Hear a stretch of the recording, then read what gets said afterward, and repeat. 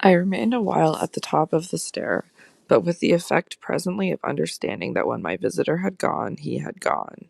Then I returned to my room. The foremost thing I saw there by the light of the candle I had left burning was that Flora's little bed was empty, and on this I caught my breath with all the terror that, 5 minutes before, I had been able to resist. I dashed at the place in which I had left her lying, and over which, for the small silk counterpane and the sheets were disarranged, the white curtains had been deceivingly pulled forward. Then my step, to my unutterable relief, produced an answering sound. I noticed an agitation of the window blind, and the child, ducking down, emerged rosily from the other side of it. She stood there in so much her candor, and so little of her nightgown, in so much of her candor and so little of her nightgown, with her pink bare feet and the golden glow of her curls. She looked intensely grave, and I had never had such a sense of losing an advantage acquired, the thrill of which had just been so prodigious, as on my consciousness that she addressed me with a reproach. "You naughty, where have you been?" Instead of challenging her own irregularity, I found myself arraigning and explaining. She herself explained, for that matter, with the loveliest, eagerest simplicity. She had known suddenly, as she lay there, that I was out of the room, and had jumped up to see what had become of me.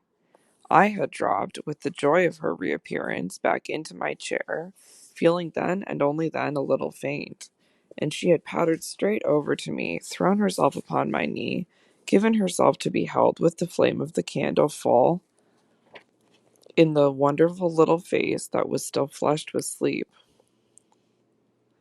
I remember closing my eyes an instant, yielding consciously, as before the excess of something beautiful that shone out of the blue of her own. "You were looking for me out of the window?" I said. "You thought I might be walking in the grounds?" "Well, I thought someone was." She never blanched as she smiled out that at me. Oh, how I looked at her now. "And did you see anyone?" "Ah, no," she returned almost, with the full privilege of childish inconsequence, resentfully, though with a long sweetness in her little drawl of the negative. At that moment, in the state of my nerves, I absolutely believed she lied. And if I once more closed my eyes, it was before the dazzle of the 3 or 4 possible ways in which I might take this up. One of these for a moment tempted me with such singular force that, to resist it, I must have gripped my little girl with a spasm that, wonderfully, she submitted to without a cry or a sign of fright. Why not break out at her on the spot and have it all over? Give it to her straight in her lovely little lighted face. You know that you do, and that you already quite suspect I believe it. Therefore, why not frankly confess it to me, so that we may at least live with it together and learn perhaps, in the strangeness of our fate, where we are and what it means? This solicitation dropped, alas, as it came. If I could immediately have succumbed to it, I might have spared myself, well, you'll see what. Instead of succumbing, I sprang again to my feet, looked at her bed, and took a helpless middle way. "Why did you pull the curtain over the place to make me think you were still there?" Flora luminously considered, after which, with her little divine smile, "Because I don't like to frighten you." "But if I had, by your idea, gone out—" She absolutely declined to be puzzled. She turned her eyes to the flame of the candle as if the question were as irrelevant, or at any rate as impersonal, as Mrs. Marset or 9 times 10. "Oh, but she quite adequately answered, "that you might come back, you dear, and that you have." And after a little, when she had got into bed, I had, a long time, by almost sitting on her for the retention of her hand, to show how I recognized the impertinence of my return. You may imagine the general complexion from that moment of my nights. I repeatedly sat up till I didn't know when. I selected moments when my roommate unmistakably slept and, stealing out, took noiseless turns in the passage. I even pushed as far as to where I had last met Quint.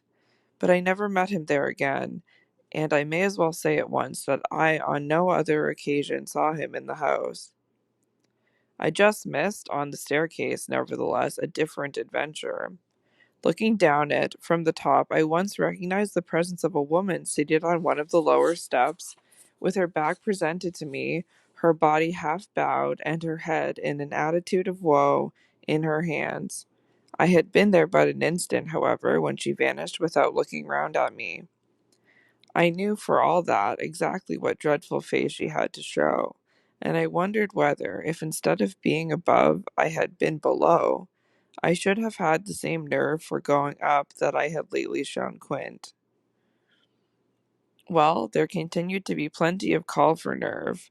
On the 11th night after my latest encounter with that gentleman, they were all numbered now, I had an alarm that perilously skirted it, and that indeed, from the particular quality of its unexpectedness, proved quite my sharpest shock. It was precisely the first night during this series that, weary with vigils, I had conceived I might again without laxity lay myself down at my old hour.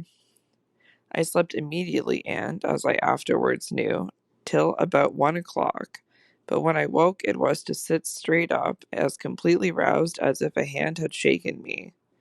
I had left a light burning, but it was now out, and I felt an instant certainty that Flora had extinguished it. This brought me to my feet and straight, in the darkness, to her bed, which I found she had left. A glance at the window enlightened me further, and the striking of a match completed the picture.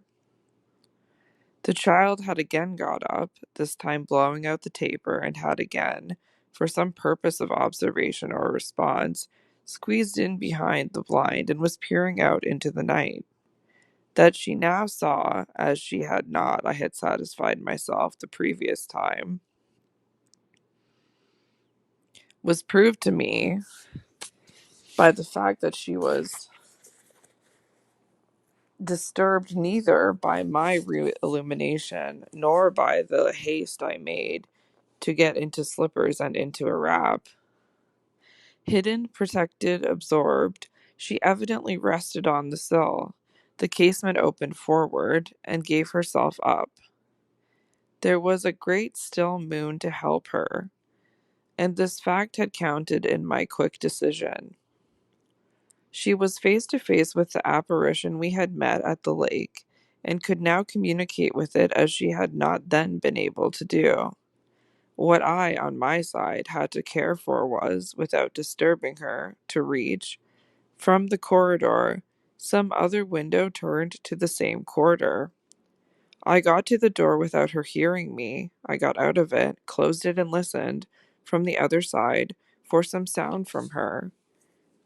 While I stood in the passage, I had my eyes on her brother's door, which was but 10 steps off, and which, indescribably, produced in me a renewal of the strange impulse that I had lately spoke of as my temptation. What if I should go straight in and march to his window?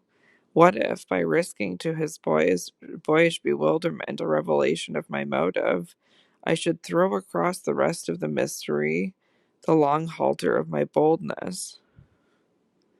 This thought held me sufficiently to make me cross to his threshold and pause again. I preternaturally listened. I figured to myself what might portentously be. I wondered if his bed were also empty, and he also secretly at watch. It was a deep, soundless minute, at the end of which my impulse failed. He was quiet. He might be innocent. The risk was hideous. I turned away. There was a figure in the grounds, a figure prowling for a sight, the visitor with whom Flora was engaged. But it wasn't the visitor most concerned with my boy.